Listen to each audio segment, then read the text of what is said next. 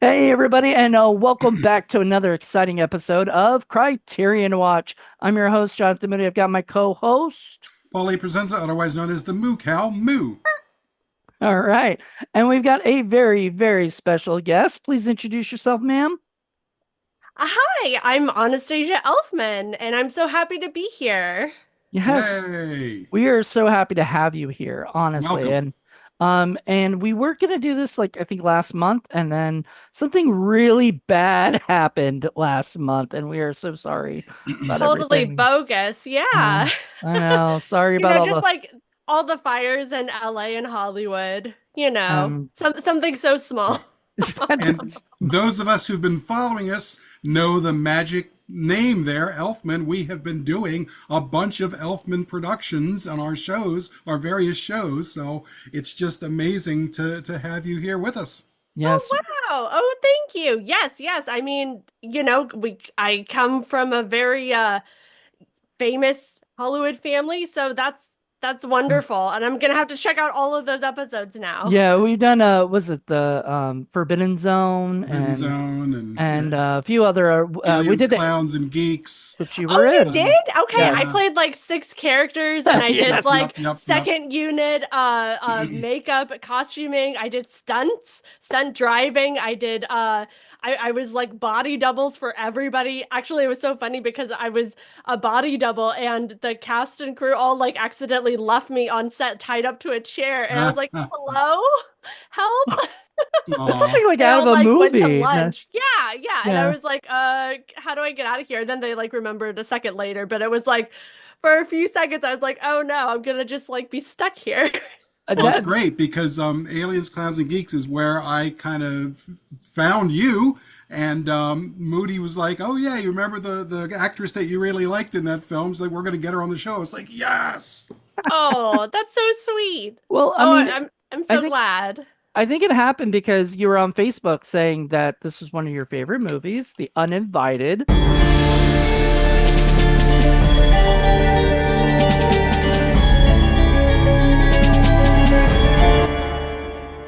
Which we're going to be talking about here. We didn't even mention that yet. We'll But get there. We'll get there. yeah. And and we had done a bunch of Richard Elfman stuff. I mean, even Yep. one of my first ones was Shrunken Heads, Yep. and stuff. So we were so happy to have you here With because, the famous boob you know, snuggles. yes. Oh no. I don't know if you've ever seen that one or not. If Richard, Of okay, course I have. Yeah, yeah. The last time I saw it was like a few years ago.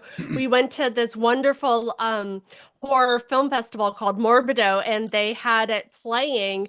So we nice. went to like Michoacan in Mexico, and it's this small, like quaint, kind of like mountain town, and there was like a militia. It was like crazy, and yeah, it was just like a lot of crazy zaniness. So that was like one of the first times that I saw it in theater. But like I'm a fan of my husband Richard's like films, so I've seen like As I old always like to hat. say, if there's a head flying around, it's probably a Richard Elfman film.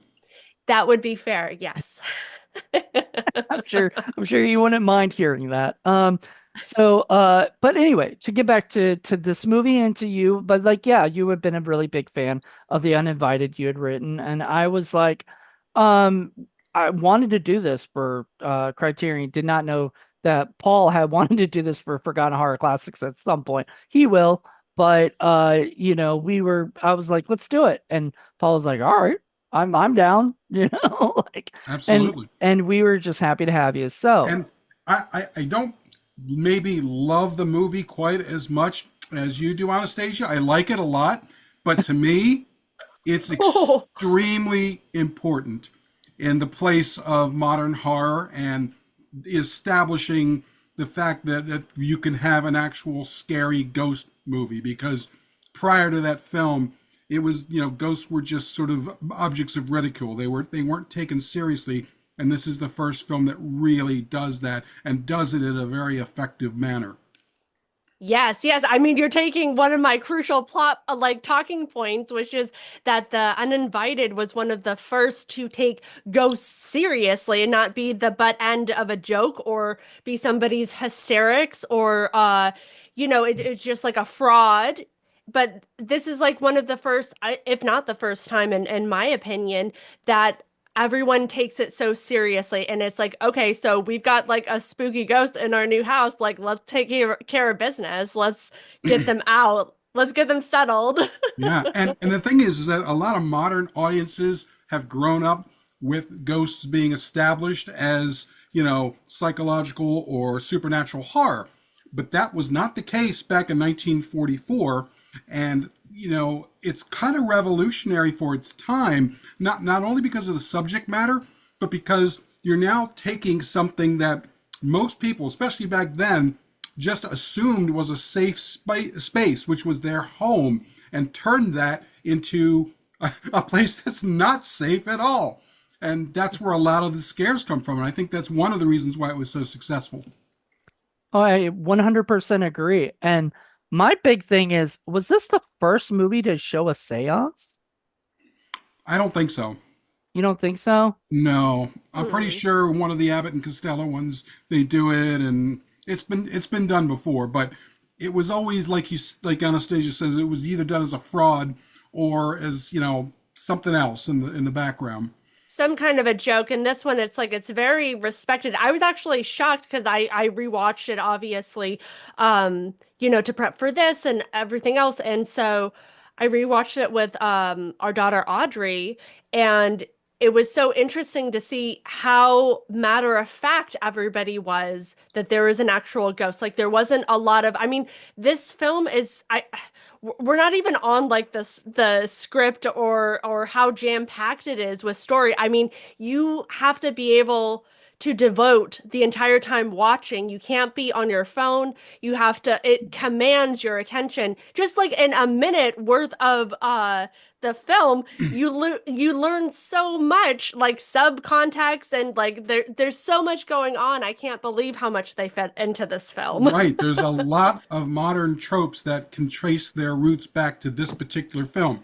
Previous to that, I would argue that it was probably the old Dark House that was done in the early 30s that established the whole it's not a real ghost, there's a fraud going on, blah blah blah blah, because they kind of ran with that in a lot of those other comedies because that's really what most of those ghost movies were. They were either romantic fantasies like Topper or they were just frauds. Like I'm kind of thinking of the Ed Wood movie, Oh yeah, Night of the Ghouls. Night of the Ghouls had that. Right, Yeah.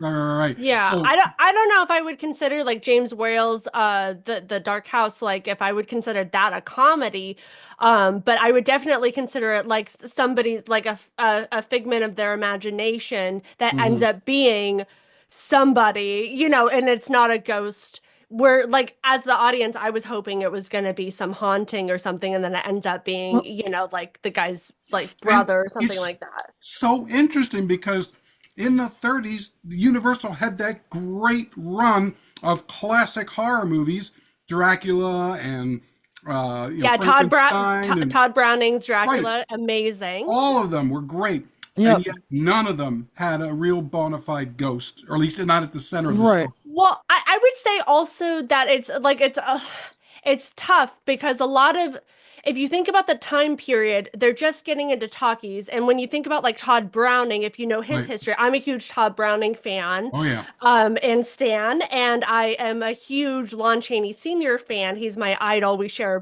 Mm. birthday. We have a lot of like Really? connections. All Yes, right. yes, Oh, that's nice. April 1st babies. April Um, 10th. Woohoo! Yay, Aries, go. Yay!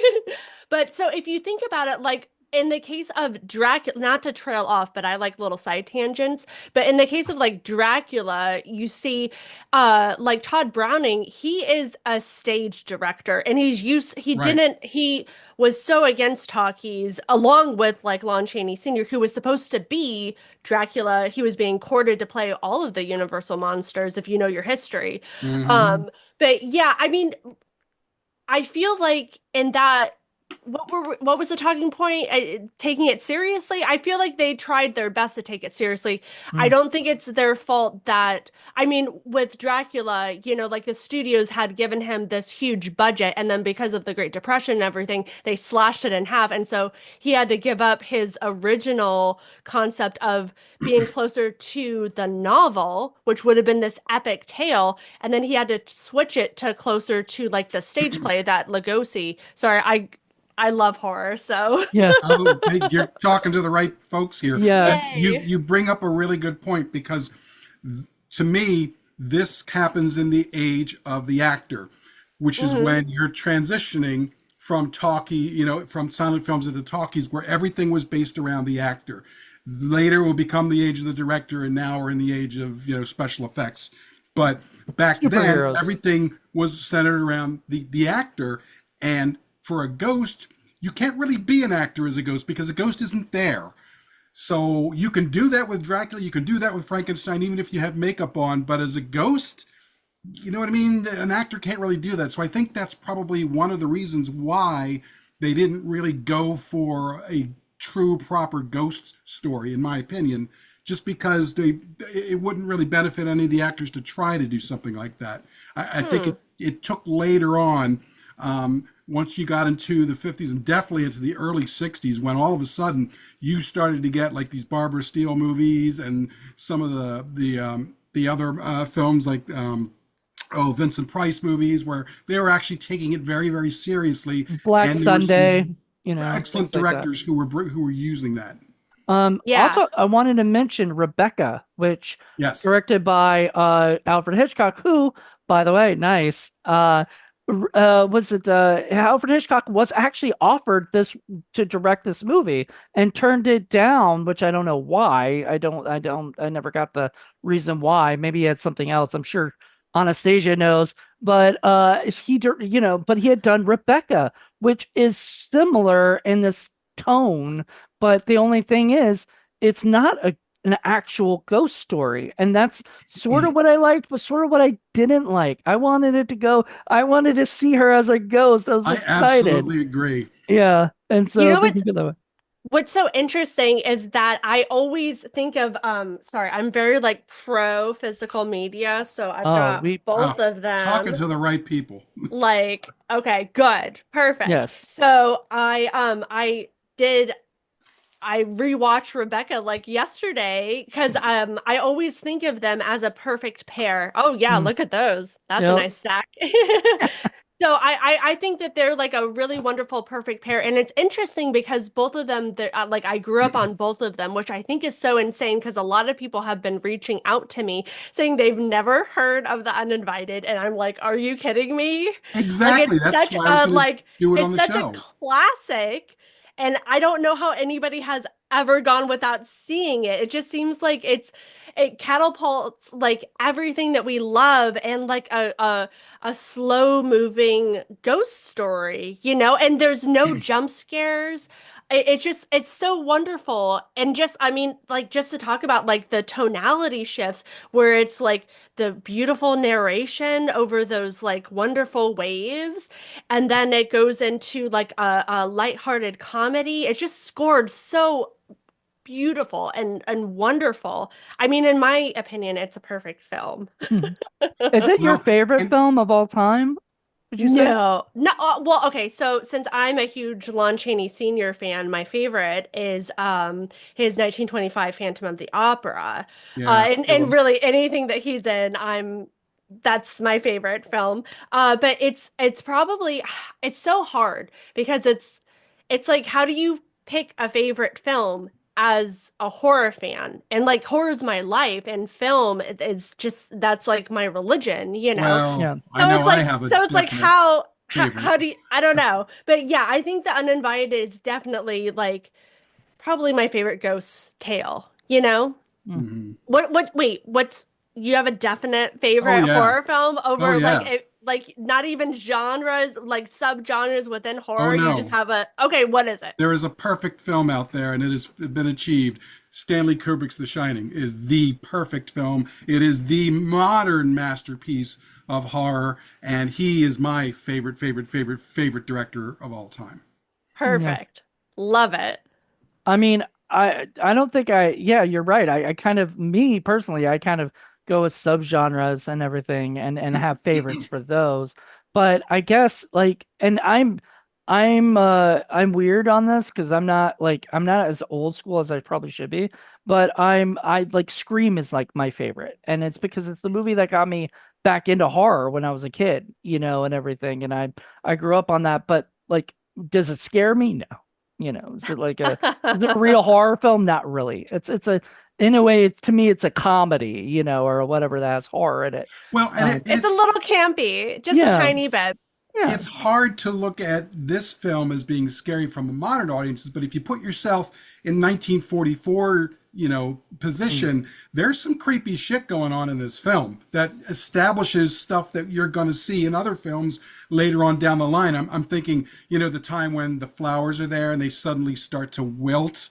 That was mm, creepy as hell. When the dog disappears, when the cat all of a sudden won't go up the stairs and starts arching. How did they do that, by the way? My goodness. mm, No, it's insane how ahead of their time they are with these choices. And they're, if you think about it, they're literally setting the standard and laying the foundation for like what a creepy, slow-moving horror film is going to be. Right.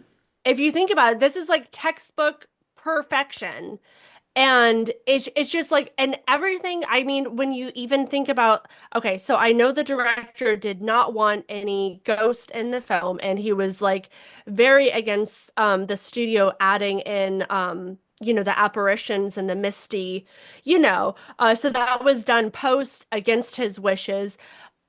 But and I do respect the director, but I do feel like it takes it to another level. And I think that those because I'm friends with a lot of like working very, very talented animators, and it's so amazing to me how it just stands the test of time. It does not take away from anything. Because like, when you watch some like not I love CGI stuff, but like sometimes when you're seeing very early technology, it stands out because technology moves in such a fast pace. You know what I mean? So like if you look back on like I don't know some of the Star Wars, the later Star Wars stuff, like just different things are going to stand out and kind of be like, "Oh, that didn't hold up." But these effects, these animation effects are so incredible and look so realistic to me. Sure. Um I love them. yeah. Yeah, it's great. And I'm And sorry that the director wasn't chill with it. and to me, it is the stepping stone that leads on to movies that I think are just a little bit better, especially at what they're doing. And I'm thinking The Innocents. I don't know if you've seen that. You need to see that. hmm It's this and better. And then the next one after that is the original The Haunting. Again, both of them are incredibly, incredibly well done. But you have to have The Uninvited before you can have those other two films. Yeah, I mean, The Uninvited definitely set the standard and made those films possible too. Because if you think about, like, I mean, just in just in reference to like humanity, like filmmaking is such a new, like, technology, and it's wild how far like we move at such a fast pace, you Yeah. know? Hmm. So, I mean, And then I love both of those films, but I think The Uninvited is still my favorite. that's cool. I mean, and then the other thing that this I hope movie we can still has be friends. that the other two don't have is, well, right there, Gail Russell, whom I fell in love with when I saw this movie the first time years ago.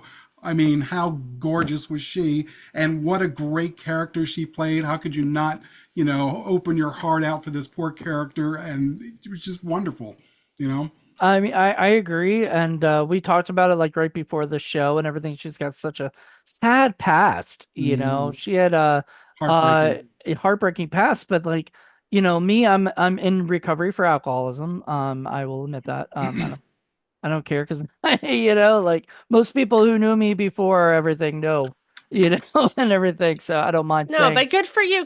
thank you, Congratulations. thank you. That's huge. Yeah, 11 years, but it's one Wow, day at a okay. time.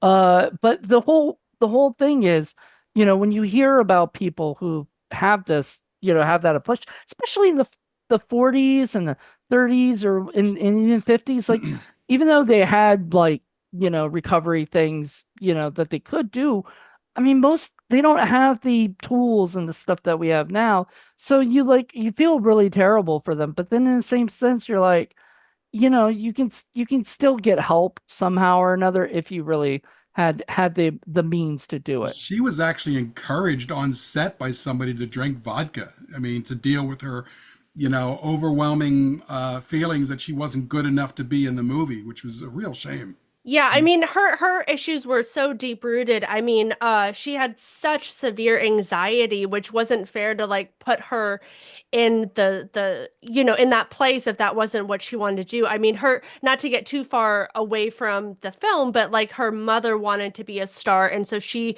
kind of really pushed her into the like when she was found, she kind of really pushed her to do that. So I don't think she had the support system or anybody advocating for her, which is so sad because I mean back then in studios, just look at any starlet, and the studio system was using them and washing them out, like we were just like actresses are just a commodity, or actors in general are just a Props. commodity to be used and abused and thrown out. It wasn't about like any kind of like who was talking about mental health or anything like that. I mean, people were just trying to survive, I feel like back then. Oh yeah, And and so this was she just was like probably she was probably, I mean, I didn't deep dive because I didn't know which way we were going with this. I didn't totally deep dive on her bio, but I imagine she was probably also taking care of her family. You know what I mean? Like that yeah, there comes was there with was a it lot of extra pressure on her, but she so was, much. there's I read a lot about how she was crying between sets.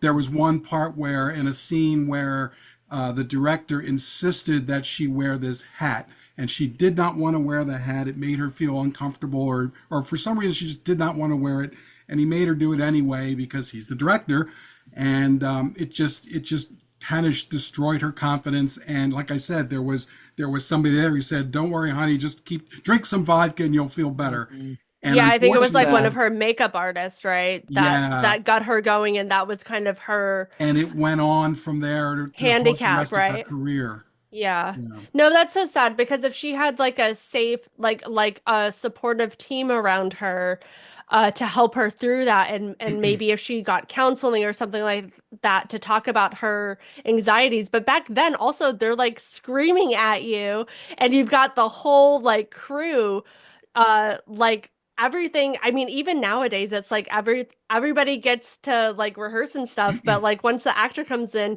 you have to be ready to go, because like they're all dependent on your performance. And back then when they're using like film stock, it's hard to Mhm. like do another take. Expensive film So talk. there's so much at stake. So much pressure. Besides, probably she was probably like obviously like very self-conscious and shy, and so she's probably thinking everybody's like, I mean, I struggle with like being shy and everything, but I like put on my, like actress mask on, to be able to talk to people. I thought she did a wonderful job though, like She did. especially Yeah. if you She was hear great. how that all that was, she never seemed like she had been drinking vodka. She didn't seem like she was like had any kind of anxiety. I mean, other than she did seem, I mean, there might have been a couple scenes where she was maybe a little timid or a little whatever, but I always chalked that up to her character. I never really thought of that as like her acting. Yeah, I would say that it was probably like a character driven. I don't think she started having problems. I forget what project. Was it this project that somebody This is where it suggested? started. Yeah. Okay, so it might not have been so like sometimes those things like sneak up, right? And you're Mhm. able to mask them for a while until people start noticing. But I think she did a wonderful. I think she's so talented. I loved her Mhm. character and the very like strong choices she made, or the director guided her through that. I thought she did wonderful, and I thought it was wonderful that it's kind of like she was like, I don't know, like soft spoken, but I never thought she was weak in Yeah. this film. No, I she Yeah. was just the thought that she beating was like, heart of this film. yeah, she was just like kind of she was like the underdog and kind of she was a kind of quiet force to be reckoned with because she did like put her foot down when there were certain things Mm, happening. And then, wow, when we do the seance and she totally switches gears and she Mm. delivers that right. intense performance, that just like that's so radical and like, threw me back because it's like you don't expect those as an actress, that is such like a strong choice to make, And like putting yourself clearly, out there like that. clearly the director appreciated it too, because the very next year the two of them would work together in The Unseen, which is supposedly the unofficial follow-up to this film, although honestly it's very loosely sort of tangentially connected, but it's similar enough, you know. Not quite as good as this film. uh, It's funny that it's called like the unseen. This is uninvited. It almost seems mhm. feel like it feels like they were trying to do that. And when I've never seen it, so I don't know. It's I don't good, know it's much not as about good it. as this. Okay, I'll have to I take your mean, word on it. I don't know how you can get better than this. I know. Like maybe I shouldn't watch it. Maybe my whole thing will be tarnished after I see it or whatever, and I'll be like, oh my God, But it's so funny watching like rewatching The Uninvited and then Rebecca So Close. It's funny like growing up I kind of got those stories a little mishmashed, like cuz I was like, "Wait a second." Like just like some of these like plot points I had like a little bit mixed up and it took watching both of them by themselves to kind of like set it straight because I feel like while I love The Uninvited, I feel like they tried to fit so much into one film that I feel like the storyline and not the script, nobody's fault, but the storyline got a little muddled and confused because it's kind of one of those where I'm like, yes, I get it. And then we get to the end and I'm like, wait a second, I gotta watch it again. Like, Yeah, what? What it happened? What's going on with there's like I know there's two ghosts, but who's the good one? And like yeah, it gets a what? little confusing a little Yeah, bit. and the biggest difference between this and Rebecca is, into my opinion, obviously, it's because Alfred Hitchcock is not really utilizing the spooky stuff to scare you. He's not interested in that. He's using it to undermine your perception of the main character, and in a sort of a psychological way for the audience, so that you don't quite trust who he is. It's got really nothing to do with the supernatural, which is why it turns out there is no supernatural there. Yeah, interesting. I totally do wish that he would have leaned more into an actual horror film because it felt Absolutely. like we were teetering on it. And I'm like, any second, there's going to be a ghost around the corner. The dog's going to start levitating, and we're going to get like Rebecca's robe coming at us. It would have been Yeah. interesting. Yeah, I Right? mean that's I think that's what I was like saying earlier is like when I watched Rebecca, all I could think about was, okay, so we're gonna see Rebecca and she's gonna come out floating or something and it's gonna scare the crap out of everybody. But no, they don't. As Paul said, it was more like the whole point was you're supposed to follow this woman and the fact that she's supposed to live up to the name of Rebecca, and then you watch the movie. We did Rebecca for Criterion Watch already. It was in the first season, and what we what basically happens is you like watch this movie, you're like thinking, oh my God, she's now trying to become Rebecca. She's like, she's in a way she can't live up to it. She whatever, but she has to figure out what happened to this poor girl and all this other stuff so that she can just be herself around her husband because her husband treats her terribly because all he thinks about is she can't wear a certain dress because it looks just like Rebecca's and all this stuff. And that lady does that. And that lady kind of reminds me of the lady that's in Miss this movie. Holloway. Yeah, Miss Yes. Holloway. And so there Yes. are and maybe that's why There's Alfred Hitchcock decided not to do it because it's too similar. He's yeah. already made this movie. Well, Probably.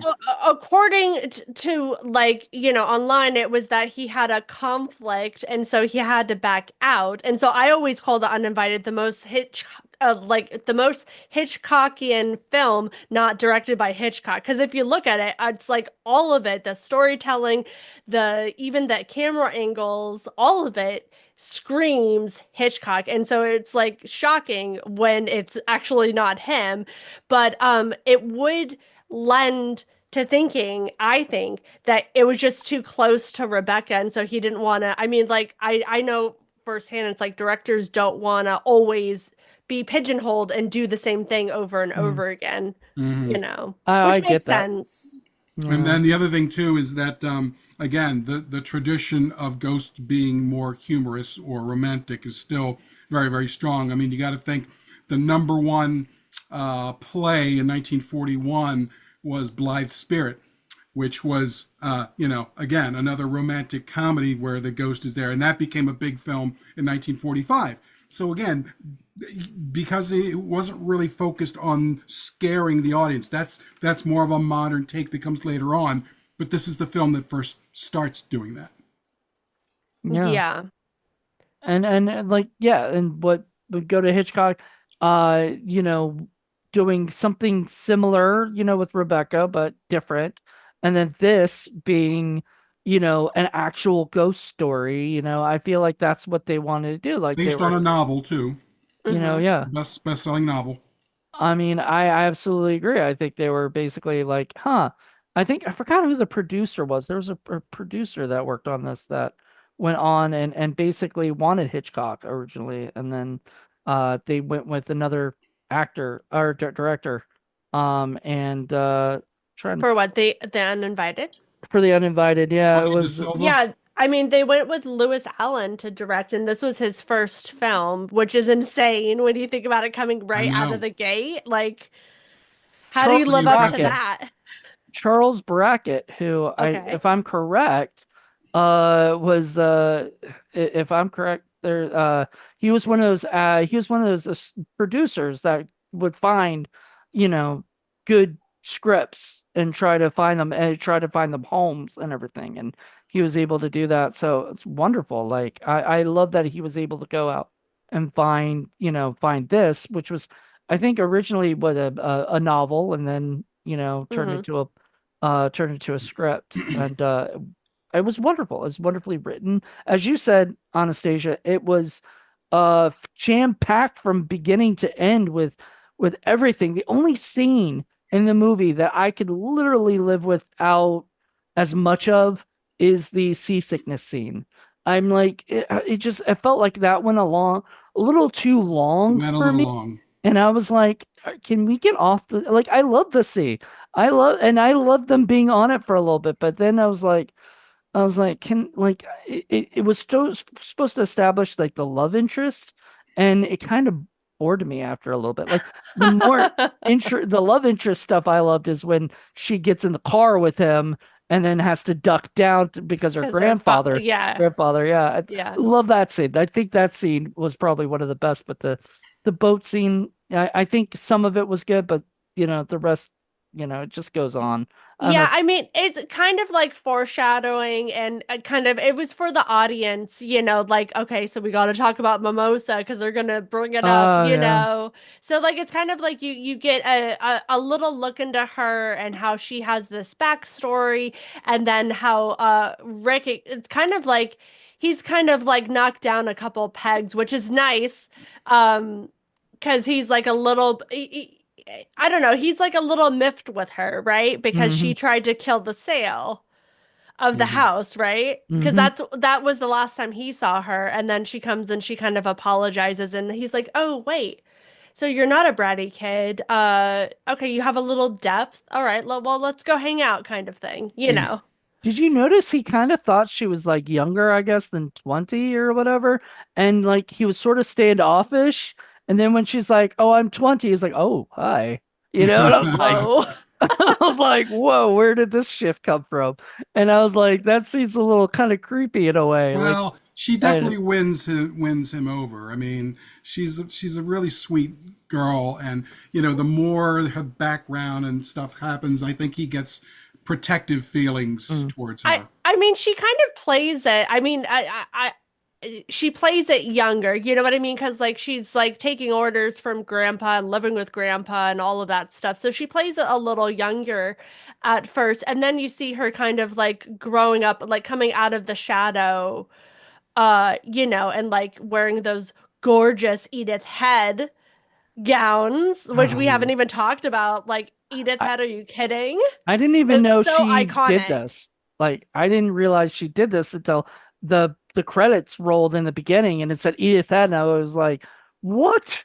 Oh No, man." I mean, everything is it's so exquisite and beautiful and timeless, and it's so her. Like I like to say that the house is its own character and the costuming is its own character as well, Mhm. besides the ghosts and all of the other characters, but Now, they're standalone. I am going to say something that's probably going to annoy the two of you.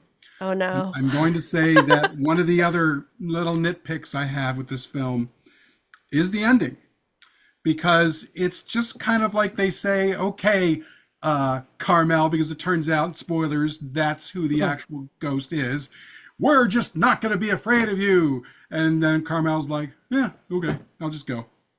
Well, If I you're I a real kind of agree. malevolent spirit, come on. No, you're not going to go. You're going to go for the throat. But it wasn't Carmel though. It was the other Yeah, one. It was the other one. It was Carmel's the the good one. And there are Carmel's the two good one. ghosts the whole time. And Carmel's the good one with Mimosa. And then Yeah, that's um right. It's the mother. The It's yes, one who and the thought she was the mother. yeah. yes. And Mary. so she's the evil one. Yeah. Mary She's the evil Meredith. one. Yes. Mary, And it's so funny. Like, did you guys catch like all the lesbian like connotations throughout the whole film? a little Oh, yeah. bit. Oh, yeah. That comes out a lot in the original The Haunting as well. Mm. It's funny because yes, I agree that that him doing that, but I think that was a really big scene, honestly, for him to go up and stand up against a ghost who was actually like materializing in front of him. You could see the woman and everything, and he walks up there and he says, you must leave. We don't want you here anymore. You are not wanted. We found out the truth. You're gone. We're And laughing then at you. yeah, exactly.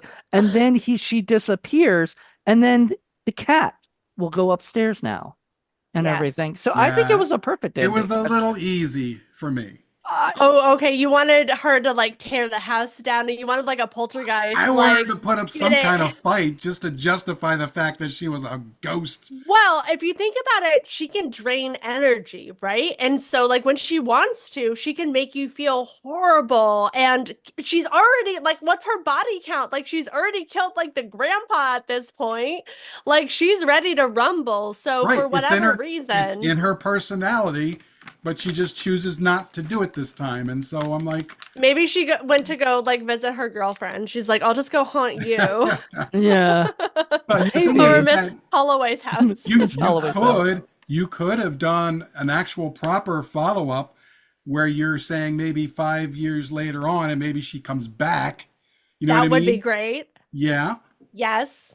Good opportunity. They just That never that could have been followed the up. unseen. Hollywood's always dropping the ball. I know.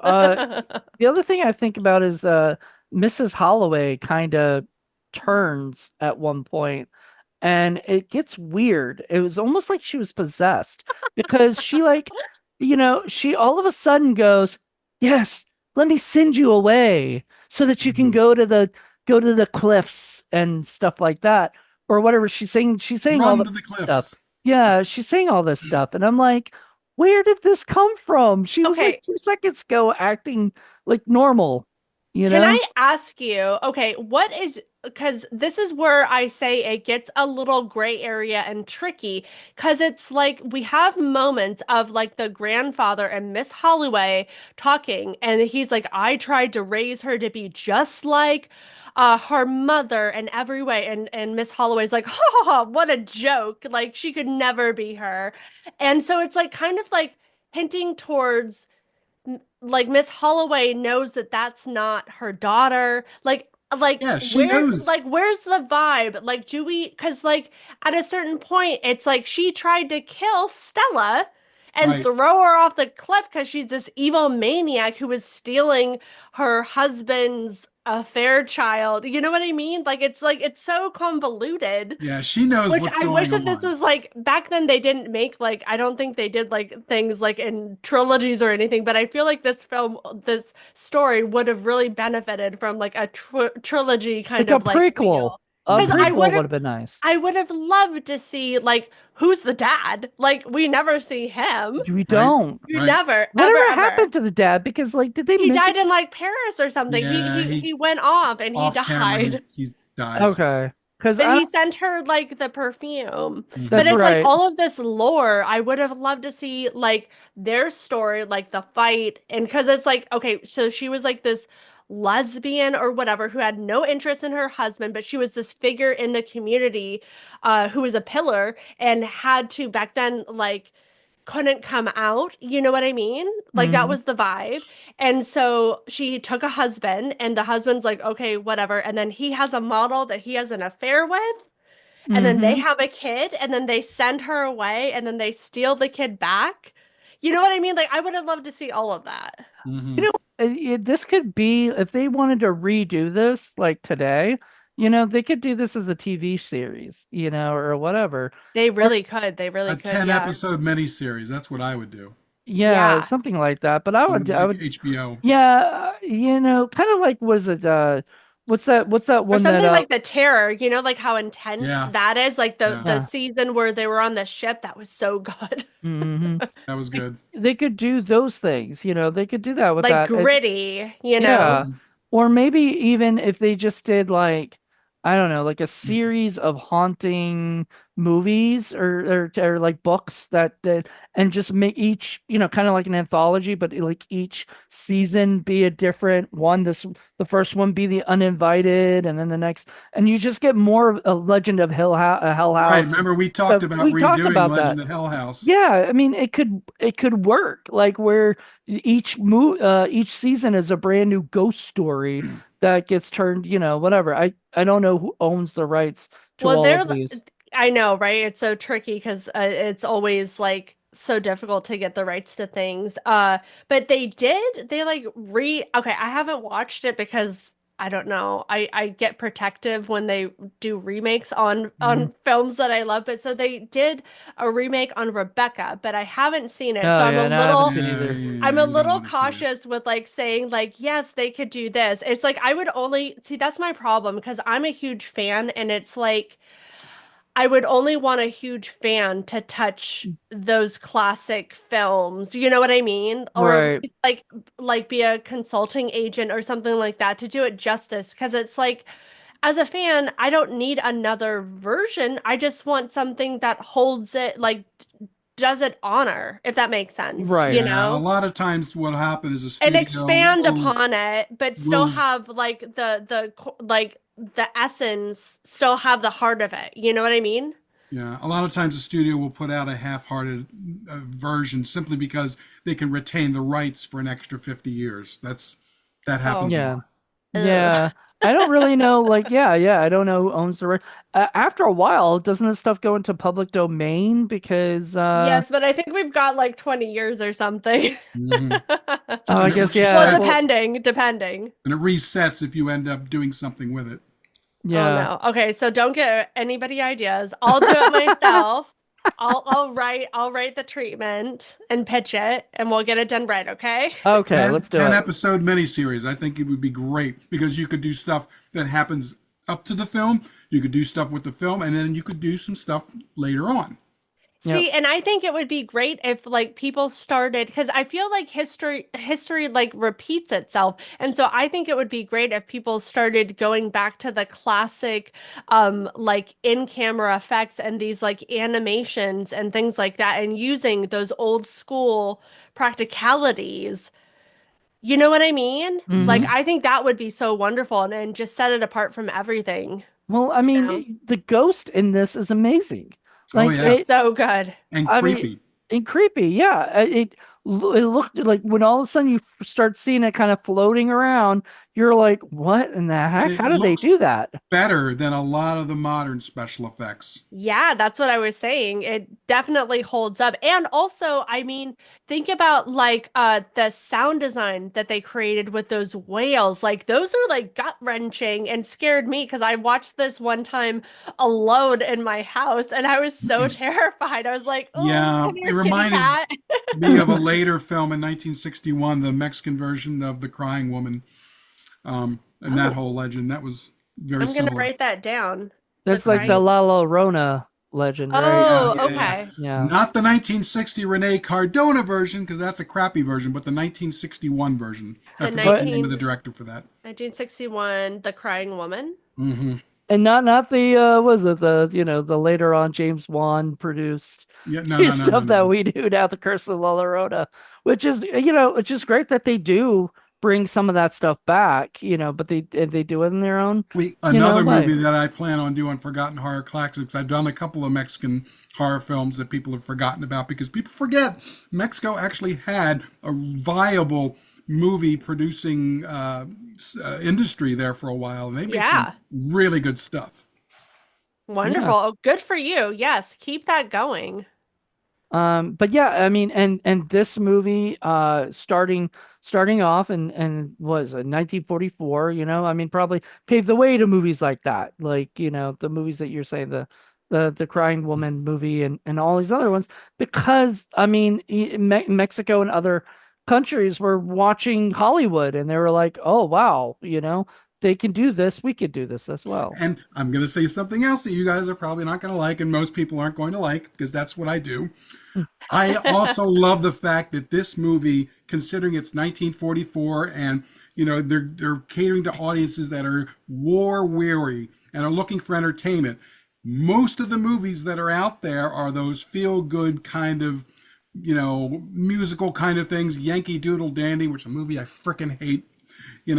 That kind of My stuff. mom's favorite movie of all time. This So Oh this no, sorry, movie Mom. is totally different from that. Completely steps away from that and does something I think was pretty brave, and hadn't really been done before. And kudos to that. That's one of my favorite parts about this film is how different it was than anything else that was happening at that time. well, and you know what? It's funny you mentioned Yankee Doodle Dandy because James Cagney, to go back to what Anastasia was talking about with her love for Lon Chaney Sr., I'm Senior. sure she's seen the Lon Chaney Sr. movie that they did of him, The Man of a Thousand Faces, which is about Lon Hmm. Chaney Jr. or Sr. and his life and everything, and how hard it was. But James Cagney, wonderful, probably one of his best performances, in my opinion. I mean, I like Yankee Doodle Dandy, but not that much. I think it's Uh, okay. But I Yeah, I mean, love. Man of a Thousand Faces, that's like it's hard because it's supposed to be like historical, and they show like the Westmore doing his makeup. And if you know anything about horror history and Lon Chaney Sr., he did all of his own Himself. makeup and he Yeah. like literally wrote the book on horror as we know it. He came from vaudeville. He was actually in his beginning he was a comedy, he was a dancer, a choreographer, and he toured on the vaudeville circuit doing like live performances, and he worked his way through doing theater and everything like that. And then With his I mean family, I not think, right? not Yeah. not to go, yeah, well, I mean like with his wife and stuff, and then he had like a scandal with his wife because like she tried to kill herself on stage with like mercury, Mm. and she was like a singer. She was like they were not really rivals, but she was more popular, and they got a little jealous, and she had Mhm. her own issues and stuff. So anyways, he had that scandal, and so he was kind of forced into film. He never wanted to do film. He only wanted to do like stage, but they kind of like turned their back on him, and so he did he did Yeah. film, and here we are. Yeah. Well, I mean, and that's amazing. Back then, I mean, just just that, like, not wanting to do film, everybody nowadays wants to do film. Like that seems to be more than sometimes, I mean, sometimes people are more stage actors, I'm not gonna lie, and stuff So like that. But Anastasia, what are your feelings on Lon Chaney Jr.? Well, I mean, I adore him, but it's like, how does anyone, like live up to Lon Chaney Sr.? Nobody's ever touched him. And I think that he is like Junior is an incredible actor. I mean, look at his Lenny. It's so good. And then also that I mean, his father didn't want him because he knew how Mhm. hard the life was for performance, and acting and everything like that. And so he didn't want him to have a career, but he kind of defied his family and did it because that was his passion. I mean, I feel like performance is like it's in your blood in a Hmm. way. And it's like, how do you not, I think that if Senior survived longer, he would have changed his way and he would have been like, this is fine, let's work together, but he had that sudden illness and tragic, death so young. Um, but yeah, I mean, what like Lon Jr., he's amazing. And I think it's wonderful that he took up playing like all of the Universal monsters. Like, it's like it got handed back to him. And so he could honor his family in that way. I mean, the Cheneys, they're so incredible. Well, you'll Yeah. be happy to know that we covered Spider Baby on Forgotten Horror Classics as well. Oh, Yeah. fun. Okay, good One of my job. favorite movies of all time. So interesting you say that because I love that the fact that you said like it's in your blood. I had never really put this together. My mother has passed away like last year and everything, but my mom was an actor. She acted and stuff I didn't with know that. and my grandmother was a director. And so it was really funny Wow. because I ended up doing both and stuff in the in indie industry. My grandmother never got to see any of that stuff. I mean, unfortunately and stuff. But my mom, has had supported me for a long time and everything. And it's just amazing to like think like I never thought about how it could be in your blood or whatever. But knowing like, that kind of background and stuff and everything like that, that's how you get it. Or, Paul got into this stuff because I dragged him into it. So So kidnapping in your blood. yes, exactly. I Tomato, don't, tomato. I you mean, know, I in college I took some, improv classes because back then I wanted to be a writer. I was going to go to grad school to be a writer, and I thought, what better way to understand a character than to go up on stage and be part of that and breathe that character to life. I did it just enough to know that I can do improv pretty well, but when it comes to memorizing lines, I'm terrible at it. So I could never ever be a real actor. So Well, I mean, I'm terrible. I have severe dyslexia, and so I'm terrible at memorizing lines. So don't ever let that hold you back, just to let you know. You can do well, whatever you I want. think it's too late now, but that's It's okay. never too late. It's I'm, never too late. at some point I want to do some directing myself, but I have, other plans. And the thing is, it's not my career. I have a whole different career. This is all just kind of like a fun hobby for me. So it's very different than you guys. yeah. Mm.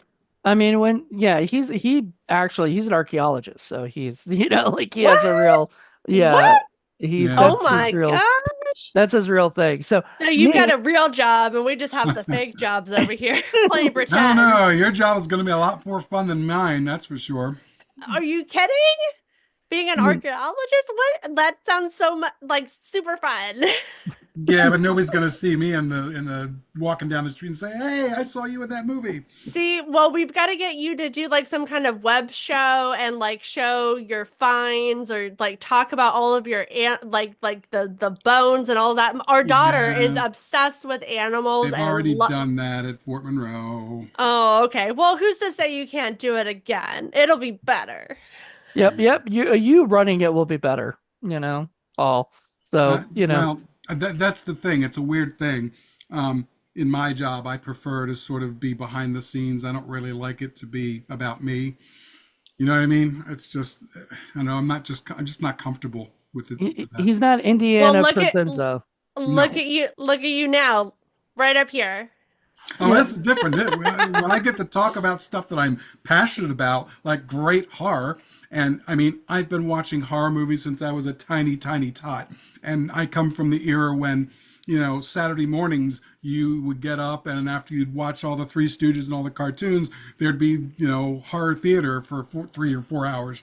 And Yep. I would just watch movies constantly. So, yeah, and I was a big collector nerd, big physical media collector nerd, still am. That's one of the things that Moody and I bonded over. And it's just always been my favorite genre. See, this is why we're the best of friends. That is Yay! basically like my life story. Nice. Yeah, no, and it's funny because I like when I grew up on different stuff. I grew up on like Nickelodeon and like what is it, Disney and shit like that. Whereas it was a different time and different thing than like Paul and I'm not gonna even assume your age, so I'm not gonna even say Me? anything like that. Yes, yours. Oh, No. I'm 984. I'm a Okay. vampire. Okay. I've Well, been Perfect. around. I've seen it all. All right. There you Anastasia, go. are you aware of our flagship show then, Indie Film Cafe? I am now. Mr. Moody, please explain, because this is Yes. this is this is Well, a great that's show, but it's not our main show. well, yeah. I mean, this is a See, show we I'm started. learning so much because I've heard like another show. It's like you guys have to send me the info because I love listening and watching like deep dive film chats, Like this Yeah. is my favorite thing to do.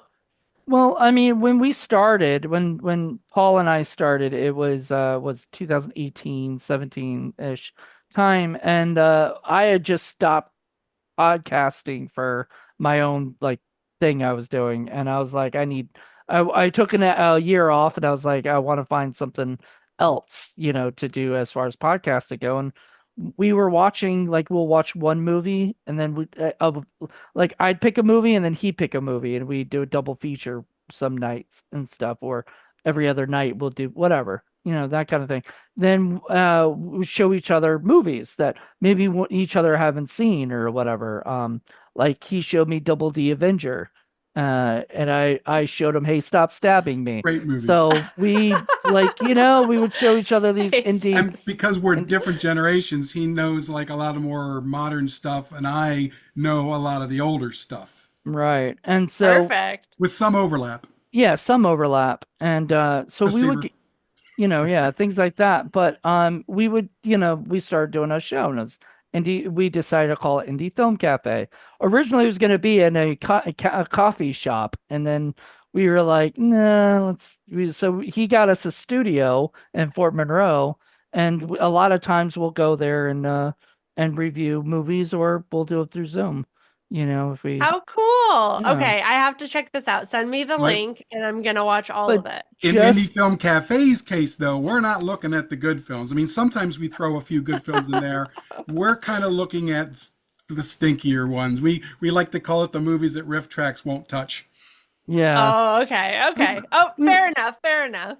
and we're we get in trouble a lot because sometimes we know the directors and they don't really like hearing if we're honest about Oh, the film and everything, you've got to be careful because a lot of times like these like indie directors, they put their heart and soul into it. So you got to like support. Just know we've never said an unkind thing about Richard Elfman. Right. Oh, We good. love Oh, Richard. good. I mean, his movies are what they are. He knows what they are, and he makes them the way They're he wants to make them. fun. I love Yeah, wackadoodle stuff. yeah. Yeah, So, I mean, he's a total surrealist. It's like basically cartoons come to life. But I you know oh, used that going in, right? So I it's used to like follow buckle up. Oingo Boingo back in high school, so I knew all about it. I knew all about the nights of the Oingo Boingo show and all that yeah. stuff. Well, I'm not old enough to have gone to any of that, but I knew the music. it's funny because I have another show I do on Indie Film Cafe Network called Hollywood Boulevard Mhm. Podcast, and we had just done Weird Science. So there was a Oh, connection with like, okay, I no, literally like a few hours ago I did Weird Science, then I come here and I'm doing this, and so it's like, wild. yeah, I've got a whole You guys are Elfman. so like prolific. And we No. need guests. Please come on some of our shows, please, Oh, especially don't if you love threaten our me with film. Don't threaten me with a fun time. This is literally okay, so I told Jonathan this before, but I only recently the last couple of years started accepting invites because I have severe dyslexia and I have a little bit of anxiety. So like I was just nervous talking, with people and stuff. But then I got into it's like I would do interviews for like our new film Bloody Bridget, and then the interview podcast would find out that I'm like this huge horror fan, and they'd ask keep on asking me back on. And so it's just been such a fun time to like get to know all of these like horror hosts and podcasts and stuff, and then get to share kind of not it's not a secret for people who actually know me, but like fans, I think it's kind of a like a fresh breath of air to find out that I'm an actual avid fan of horror, and not just like your regular Absolutely. Joe horror. I'm like into like pre-code, all of the like underground stuff. Like I love horror and like film and everything. That's my life. But yeah, so Wait till you find out please invite me on. we have like 3 dozen shows that you could possibly show up on. It sounds like it. I don't know when I'm gonna have time to be on every single one, but let's schedule it. I love All chatting, right, Moody, start Uh, scheduling. all right. So especially if we find films like The Uninvited that I'm like a walking encyclopedia for, yeah. like this is literally saving my marriage because I tried telling my husband all these fun facts, or my child, my teenager, she just turned 17, so she's like, "Okay, mom, like calm down with all of these like facts, like I've got to go do math." So So this you're is like, Maybe I gotta this is a get a great place to do outlet. it. Yeah. maybe Yeah. we could have you on our Patreon show, and we could cover a couple of the forgotten horror classics that we've already done, and get your take on some of those other films. Yeah, I mean, I have very strong opinions, so I love it. Yes, Um, please. I love that you talked about Todd Browning earlier. Did you buy the box set that they have from I did. Criterion? I forgot to bring it down here because I we have like a 3-4 story like house in the Hollywood Hills, and I forgot to bring it down, so I'm in my husband's office right now on the ground floor. But yes, of course, I love Todd Browning. I mean, because he worked so close, he was like a constant collaborator with Lon Chaney Sr., obviously. But Hmm. yes, I love that box set. I thought it was very thoroughly done, and that they just found the Mystic, like that was like in a French like vault. It was thought to be missing, like a lost film. So Nice. yes, yes, yes. That Hold one. it closer. There we go. Yeah, it's so good. It's so good. The booklet is amazing. I thought they did a wonderful job. And Just I wish they would. Can we talk about like they need to do a new 4K because this 2K, it's a little fuzzy in the beginning. We need to get a Uh-huh. 4K Yeah, I going. noticed that too. I was like, is this whole film? And then my Blu-ray player like changed the ratio, and I had to ask my husband. I'm like, what? Because it was like zoomed in, and it was weird. So we need a better. It needs a And better thing. I am happy to go research some fun special feature stuff. I'm happy to like write a forwarding. Like we need more. Yeah, Because yeah, this I is a agree. little hollow. I mean, I love the cover art. Do you guys know who did I couldn't find out who did the new poster for this. Mm-mm. There might be, it might say it on the I know, I was back. looking, but I couldn't see So much anything. better than the original poster I art, like I like the Yeah, original the other poster. poster art but makes it it look looks more silly. like a film noir, if you ask me. Right. It That's looks more not. like Rebecca, and stuff like that than It was it just the would. style that was done back then. No, yeah. I mean, also, have you guys like I don't know how deep you went, but I love a lobby card, and the lobby cards are Oh yeah, insanely gorgeous, yes. hand painted, so wonderful, and it's wild to see because obviously black and white. But like in the seance scene, Stella's dress is like a vibrant red, and I never even thought of it being like I don't know what colors I thought it was gonna be, but red I did not. And I just thought that it was so gorgeous. Well, if you ever see our studio, you'll see we have all kinds of posters and lobby cards and stuff all against the Oh, wall, and that's one of the things we shoot against, which is fun. Including Spider Baby. Yep, doing Spider Baby. Dang, they don't mention who did the And I got Sid Haig to autograph it for me as well, so that was oh, fun. how lucky, how lucky. Uh, Treasure that one. Oh yeah, and we talked. I got to talk to him, and he talked about how wonderful it was to work with Lon Chaney Jr. and how nice he was and how supportive he was, because that was really one of Sid Haig's very first roles. mm-hmm. Um, so it Yeah, says, I mean the whole Chaney family is so lovely and so supportive. And if you know about like Lon Chaney Sr., it's like he came from such a difficult beginning with both of his parents being deaf mutes. mhm, Um, and just dealing with overcoming that. I mean, the whole family was so supportive and loving, but like in town, it's not like today where everybody supports everybody's like issues. It's like they were looked down upon, even though his father was like the head barber in like Denver, Colorado. Like that was like a pretty great job, but they still called him like Dummy Cheney. Like how do you like so you're dealing with that, and then like Lon Sr., he didn't start talking until he was 4. mm, Like because he didn't need to, because at home, they were doing sign language. And then just how inclusive all of his art is when you think about it, him um sneaking in like the sign language into his performances like in Hunchback, and if you watch like Phantom of the Opera, and how it's so obvious that he is a trained dancer. I mean, when he's like turning on the scaffolding in Phantom, I mean, he's spotting. That is pure talent right there. That's earned as a dancer. I grew up a little bit about me. I'm since age 3, I've been classically trained in ballet and grew up in the theater, kind Oh, of that's like a awesome. vaudeville-esque style performance my whole life. So I can spot talent a I mile love away. dancers. Oh, thank you. Yeah, I no, love dancers dancers. too. I do a lot of photography, at least I used to, and I always loved using dancers because they understand body language. Oh, yes. I find that the best creature actors are dancers. Mm, Ones that can like micro adjust, and obviously for modeling and photography, you need somebody who can like subtly shift down and back and anticipate absolutely. what you need, Yep. Yep. And Yep. as a Yep. dancer, it's like thinking 10 steps ahead, for the Mhm. performance to look effortless and gorgeous.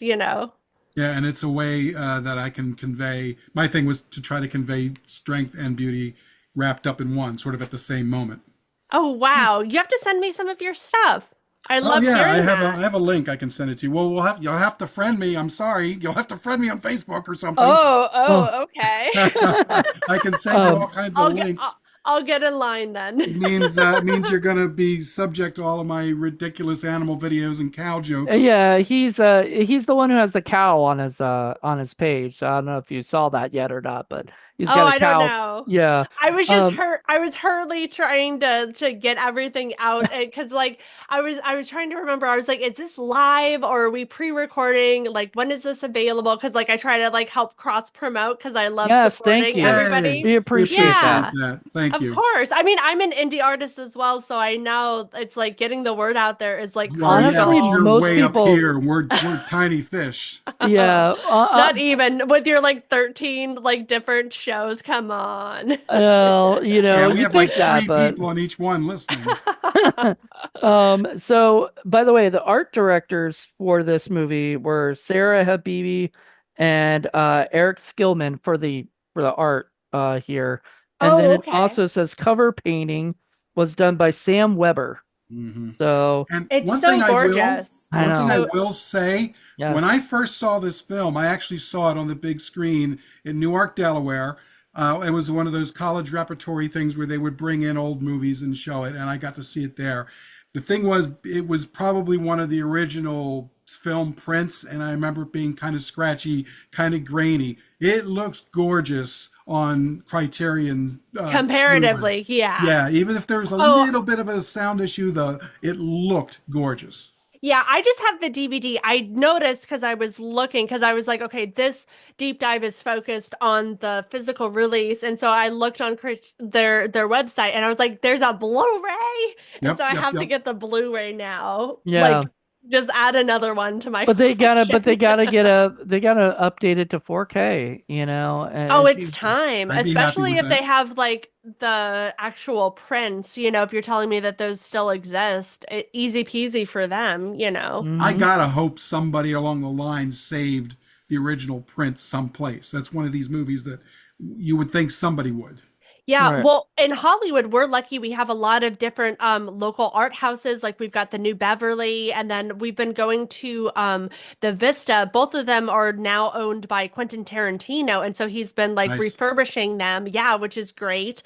And so I went on like a little like date with my daughter to go see the Invisible Man, and that was on 60 millimeter, and it was so loud, like having Nice. it, and the Nice. the sound was like a little off, and this quality obviously was a little off, but it was so special to get to see it in theater because I had never seen it, and in theater, I've been a fan. Very I different. love James Whale, obviously, and I've watched The Invisible Man, but yes, a very different experience to see it on the big screen, and I love that, and I'm trying to like get connected because I love chatting horror. And so I would love to get connected with a local, art house cinema and do like little deep dives, like intros, like talking about the really interesting stuff that we're talking about right now. Yeah. And I, Mhm. I hope to be able to get to see the Uninvited on the big screen. I'm gonna like nudge them like, hey, show the Try to get this print. Uninvited. Yeah. Well, yeah, and I also got to see, your husband's first film. I can't think of it right now. Forbidden Forbidden Zone? Zone. I got to Oh see yeah. that several times on the big screen at the very same theater. Oh, cool. So we tour with that with our films and we create live, like immersive, wild live vaudeville-esque pre-shows where we both perform. And so I'll tap into the local talent and usually get the best burlesque artists.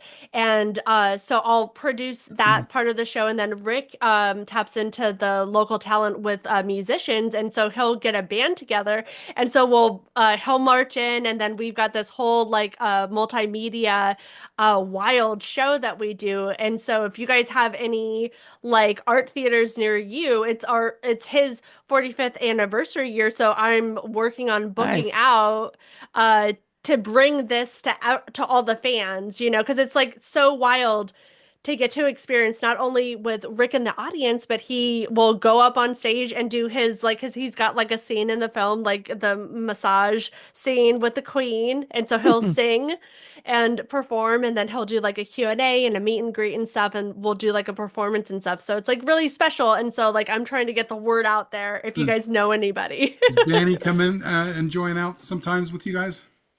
Um, Not he's so busy all the Mm, time. I So bet. we see him like on Sundays for like a family Sunday barbecue. So he'll Oh, play that's volleyball nice. with his friends and then we'll do like a Sunday barbecue and stuff. And so like we'll be there with the family and like his wife Bridget Fonda and so we'll just, hang out and stuff. Sure, just But hanging they out with Just Danny you Elfman and know Bridget Fonda. Gee, must be yeah, nice. just the dream. It's I'm actually a little nerve-wracking because I'm a huge fan of both of them, but I have to Mhm. like keep the fangirl down and just be like, be normal. And I'm well, like, but how do yeah, you I could be act like, normal? yeah, I'm just part of the family, you know, There you I right? go. know, Like, I'm not good at it. I just end up being really quiet. You've And married into Elfman I, royalty. yes. I know, it's tough. It's a tough job, but I'll do it. There you go. That's great.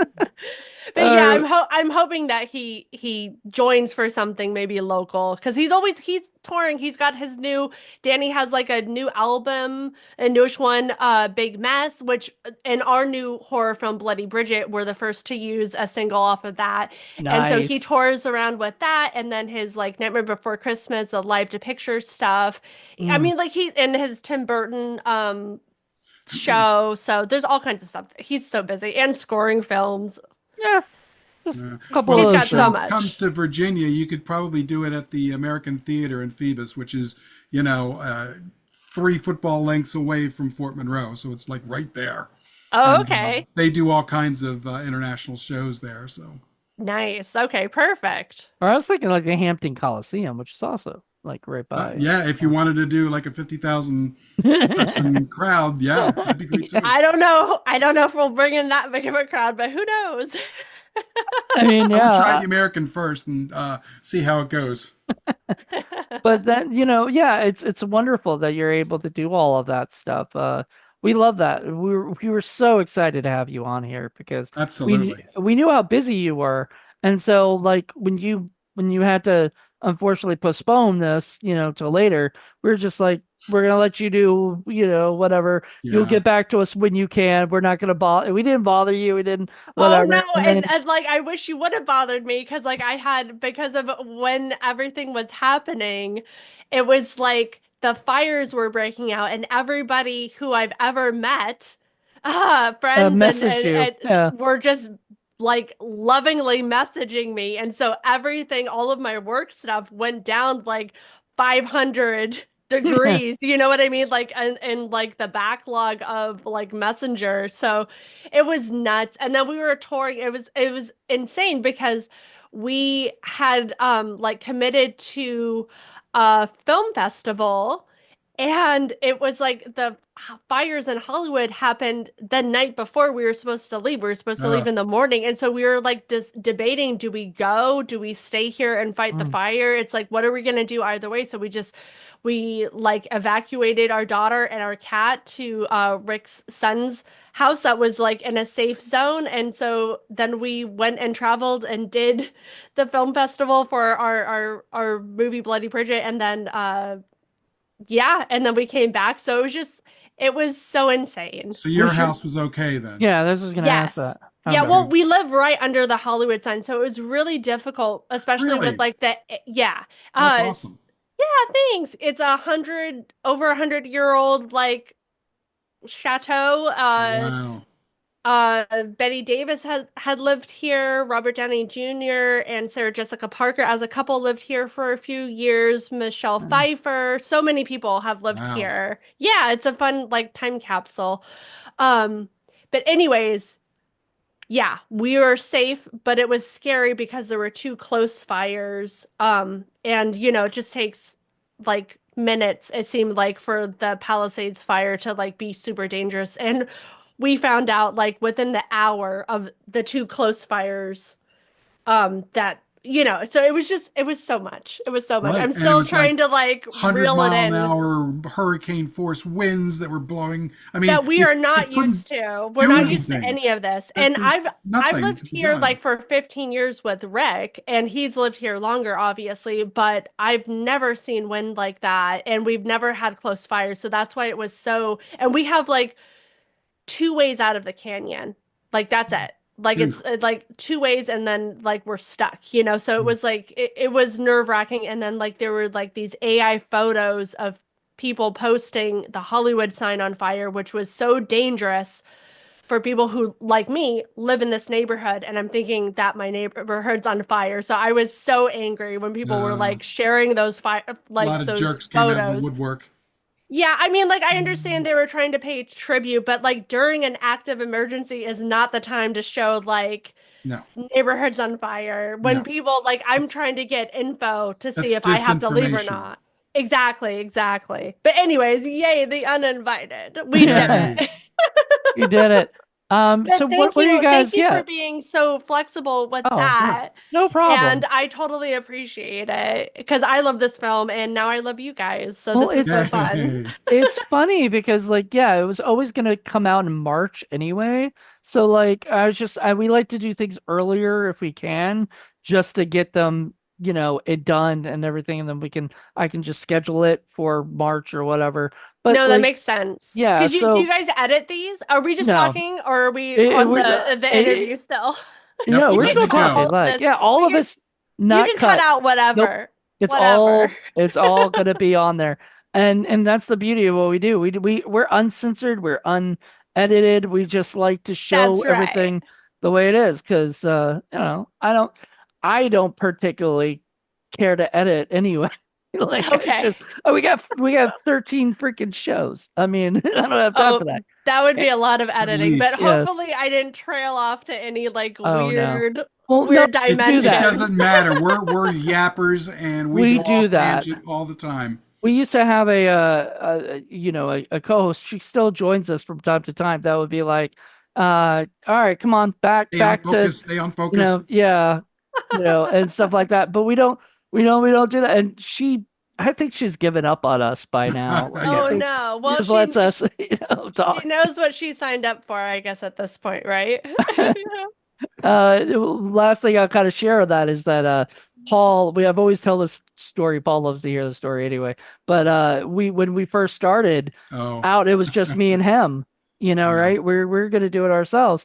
Then he thought of this thing called the stinkometer, which is like a 1 to 10 scale, one being very, very good, 10 being very, very stinky and bad. Some we still love stinky movies, or whatever. Those are some Love of them. our favorite movies. So we're not saying bad things. We're just saying there's problems, with those certain movies. Well, so he comes up with this idea and everything and needs a third person. So he's like, well, I've got a friend, my friend Jen.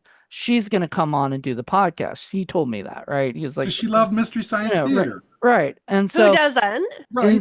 he's like, all right, we're going to get her. We got her for the first episode, which was it Suburban Sasquatch. Suburban Sasquatch. And we're sitting in this was before we had our studio, sitting in Paul's couch watching, or about to watch the movie. Jen comes in, introduces herself to me. I'd never met her before. So we're like, and I'm like, so I start sitting her down, explaining to her how to do the podcast. Now, this is what we do in the podcast, blah, blah, blah. And she goes, ooh, wait, what? Podcast? Like, I thought I was just here to watch a stinky movie. And then Oh Paul is in no. the other room, peeks his head out, literally out, and just goes, well, will you? Right? And she's just like, I guess, I'll do one. And then she ends up doing the whole first season, She loved it. She which, loved it. which we did show her Shrunken Heads. Yes. So, Oh, you know, okay. yeah. And I think Forbidden Zone was in season 2, if Yeah, I'm that was correct. Lenore's show. Yeah. So then, oh yeah, poor Lenore just never knows what she gets in. We got a girl that he used to be his roommate that just unfortunately he would show all these wacky stuff to, and she was a NASA intern, Yeah. so Yeah. Oh she's very wow. smart, but she was like, what am I Kind of watching? innocent when it comes to movies. So Yeah. not so much anymore. No, Paul broke her in. So, but yeah, I mean, wonderful. We loved showing this stuff, and we love watching. So we'll do Bloody Bridget at some point. Yeah. Oh, And for stuff. sure. Yeah. I'd love for Yeah, you guys to see it. And yeah, And probably definitely. do be Brides of Satan nice. somewhere along Oh, the line okay. too. Fun, fun. So your movies will get on there for sure. I mean, you constantly make stuff, so Yeah, yeah, yeah, I do.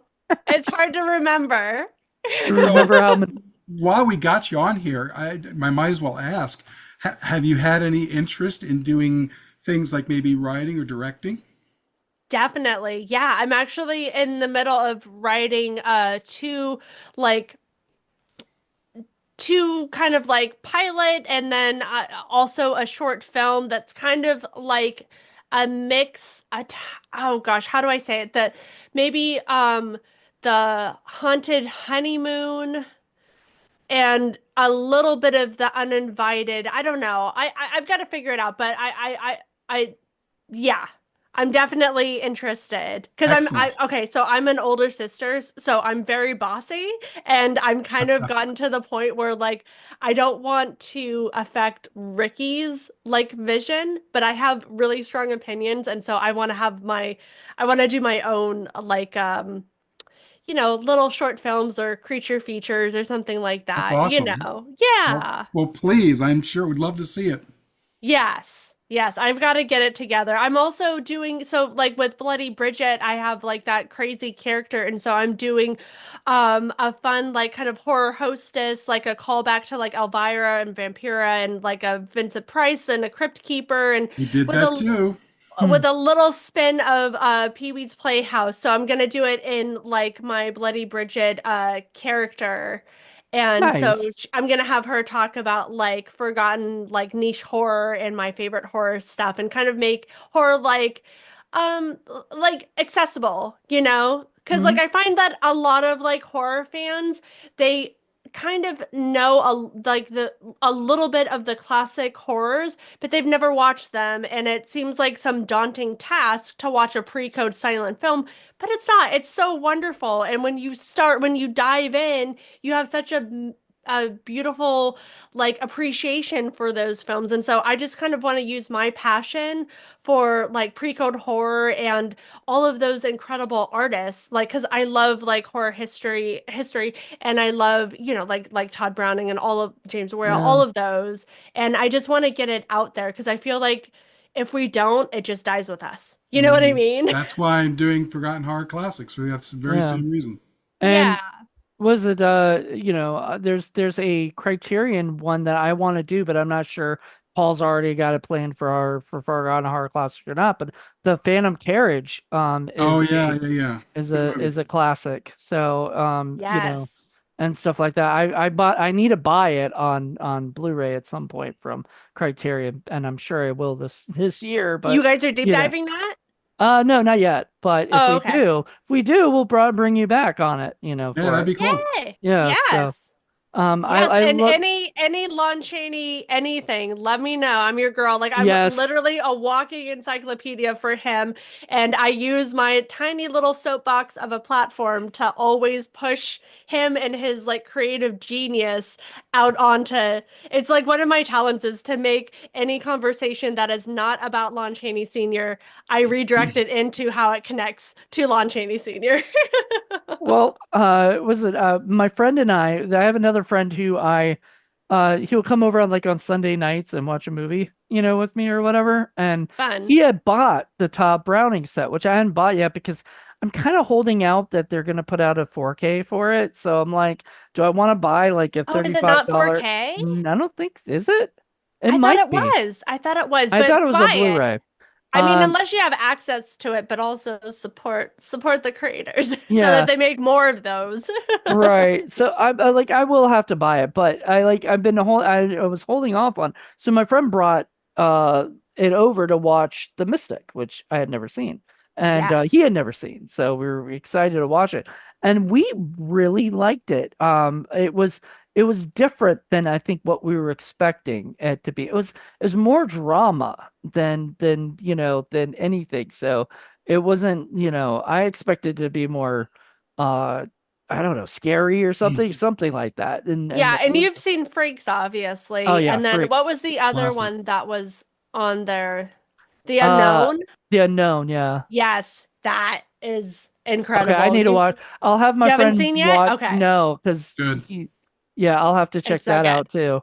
So yeah, I've gotta I gotta watch those. But it was Well, yeah. The Innocents is also on Criterion Watch, and even though we've already covered it on Indie Film Forgotten Hard Classics, I see no reason why we couldn't do it for Criterion Watch, and we'd love to have you on for that. Did we do it for?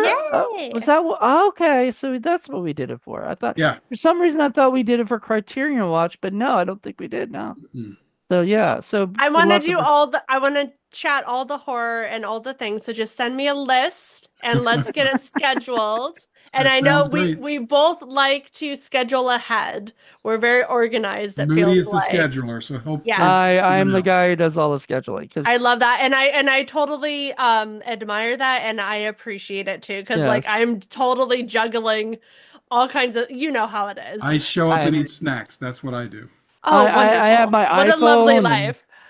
I have my iPhone and I just I just have like the notes and then I have like schedules and I have them all the way up to December, and I just So techy, so yeah, techy. And did you know that we also do shows every month where we talk about the stuff that we buy? We have one where we talk about Blu-rays and DVDs. yeah. We No, just, I know yeah. nothing. I know No, nothing. I don't. Well, I I'm a don't. new little I baby to I your guys. know. Like you guys are so prolific and do so many things. I had I no I idea. I didn't want to bother Anastasia with all the stuff. Like, I think that would be overload if I were like, I think already it's overload telling her tonight. Th But Jeez. she's that's how one of I us, though, as far as loving Google horror. gobble, Google gobble, one of One us. of We us. accept you. Yeah. We accept you. One of, yeah. Don't get me going. See? See, Well, you're a freak just like all of us, you that's know. right. We That's are, right. speaking of which, we have a show called Film Freaks, so kind of perfect for that, you know.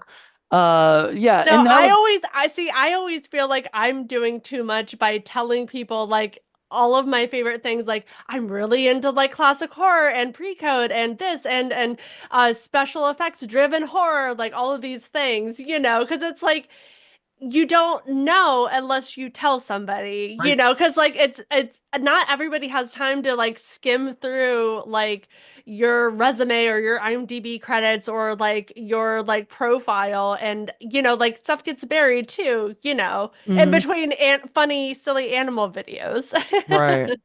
Well, I mean, and that's the big thing is like if you're doing so much like you do and we do or whatever, Yeah. there's like a lot of times where you just get it just gets all out there and Mhm.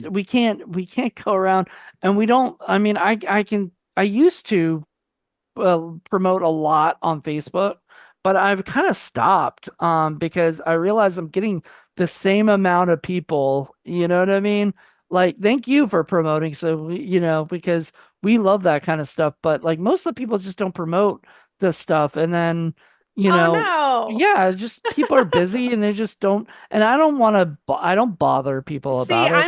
I'm like I'm, well, one, I'm an old, like a big bossy older sister at heart, but I'm also a producer. So I'm always about like, get going on promotion, There let you go. people know what's going on, and then just keep on like shoving it down people's throats because I'll tell you, I promote the same stuff all the time, and people will come up to me asking me what I'm doing. I'm like, I know you saw this. I know you comment on this. You know what I'm doing. Like, people like they just skim and you just got to keep on pushing it. And Hmm. that's your stage, right? So, and you're competing with everybody else in these big studios for attention. So just keep on pushing. And the thing is, I think we do things differently than a lot of other shows do, which is why, I'm really keen about getting us an audience because, I think we just do different stuff. Now, we have the nerdy white guy angle covered, so we always try to have somebody who's different from us as our third member of the co-host. The nerdy like white girl, I don't know.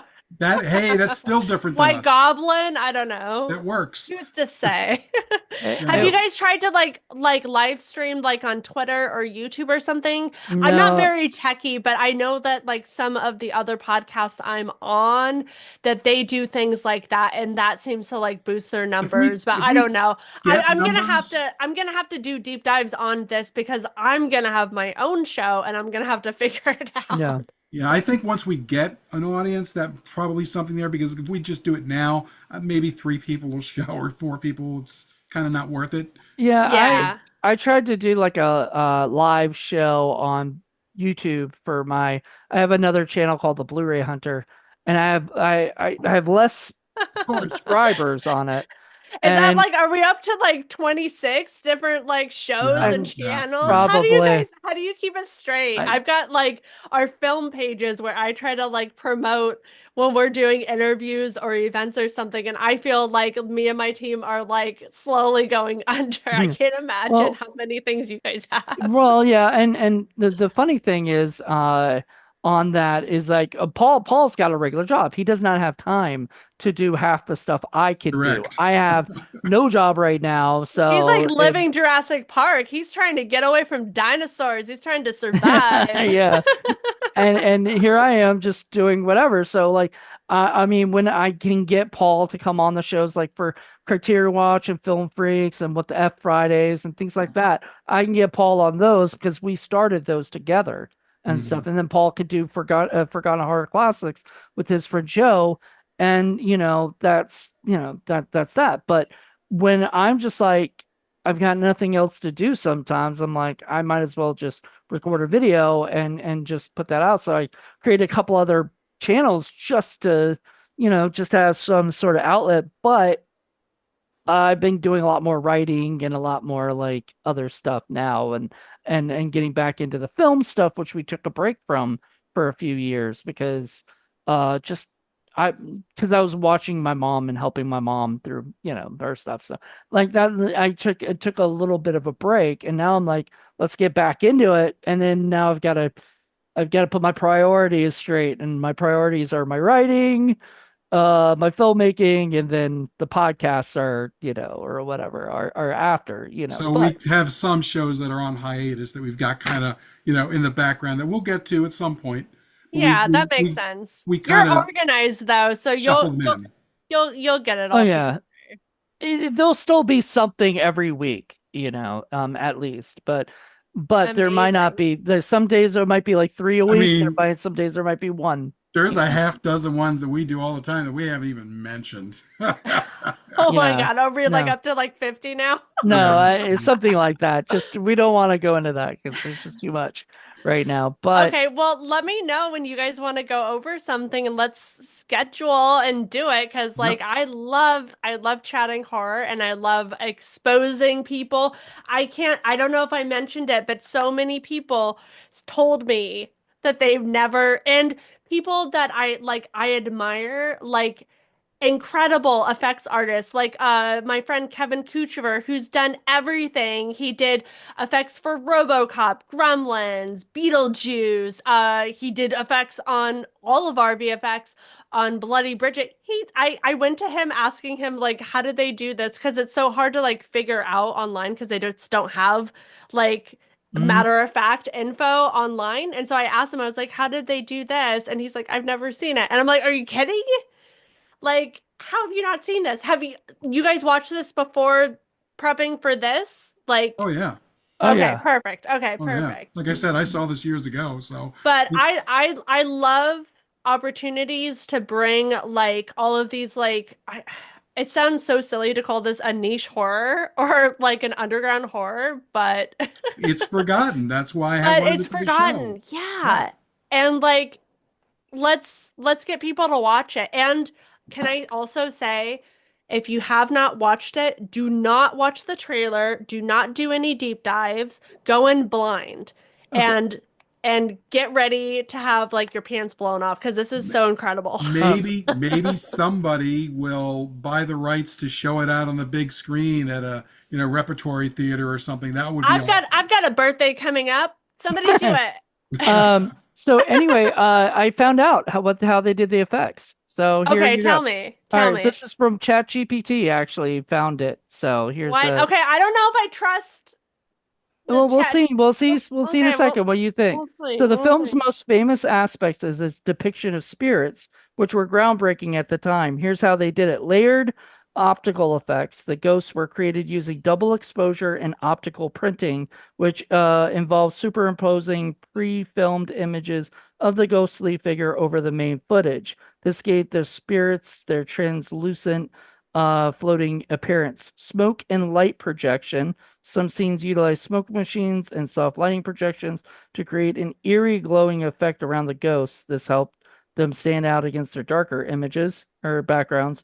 Negative image manipulation. In certain sequences, the ghosts appear to be glowing or having a ethereal mist around them. This was done by using negative print of an actor or prop, making it look like the spirit was emitting its own eerie light. Interesting. So- So it kind of reminds me of the of what they did on The Invisible Man like years yeah. earlier.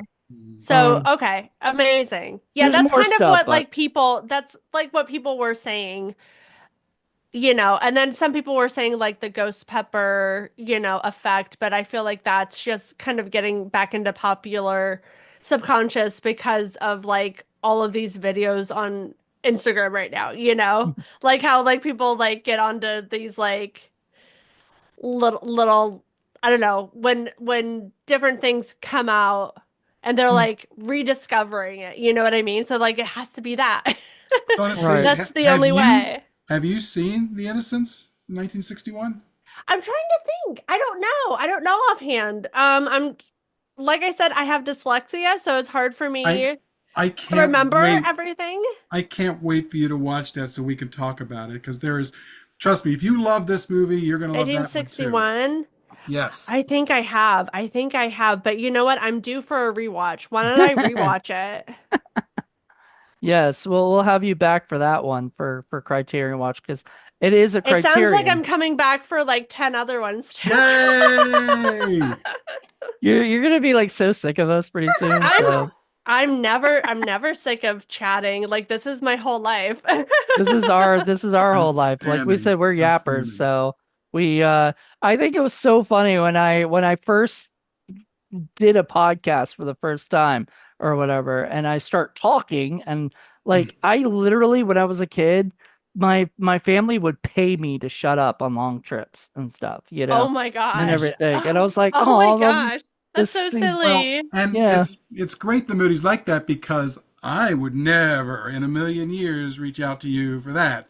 I mean, he's very good at that sort of thing, and I I would mean, never do it's that. honestly like if Anastasia said, "I'm sorry, I can't do it," I've had people do that. I go, "Okay, no problem," or whatever. I just kind of move on, because like if she couldn't do it, maybe Because somebody we else have a will. spotlight show too, where we get to interview We were folks gonna, who make these we were films. gonna, we were. That's what we were talking to you and Richard about at some Right. point, Oh and I yes, I guess have to yes. get back to you about scheduling that. Yeah. I Which know. is I fine. know. I I honestly I wasn't gonna I bring it am up because literally like just like getting back on track, and then our daughter in school, so it's like you have your day job. That's like my day job is just keeping her on track because yeah, she's like a junior, and she goes right. to like one of the big art high schools out here, and so just keeping her on track with all of that because it's just been kind of crazy besides the fires and now like walkouts and stuff like that with everything happening like politically out here. So it's been an interesting time.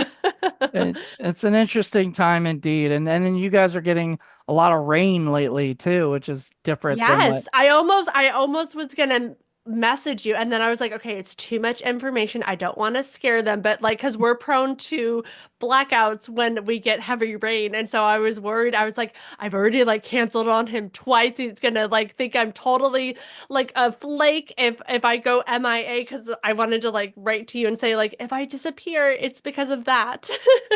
It's But so funny far is so good. every And time tomorrow it's supposed to be bad. every time somebody messages me that's supposed to come on the show, that's the first thing I think of is, oh man, they're canceling. And then so I was happy that when you did message me, it was like questions about the show and Oh how, yeah, but you well, know, because it's interesting with doing all of these podcasts, like I feel like the podcasters where I'm guest like a guest on, they think that I know how they run their stuff, and sometimes they'll have games or they'll want to talk about specific topics, and I like to be prepped and ready yep. so that like it's a really wonderful, upbeat and engaging chat. And so I'm not like having a brain fart trying to like grasp onto some random topic that I wasn't ready for. Because like Yeah, I love chatting, and also I'm a comedic actress, so timing is very important to me. And I Absolutely. like to be engaging. I'm like I come from the stage, so it's all about, You are being very engaging. being a showman.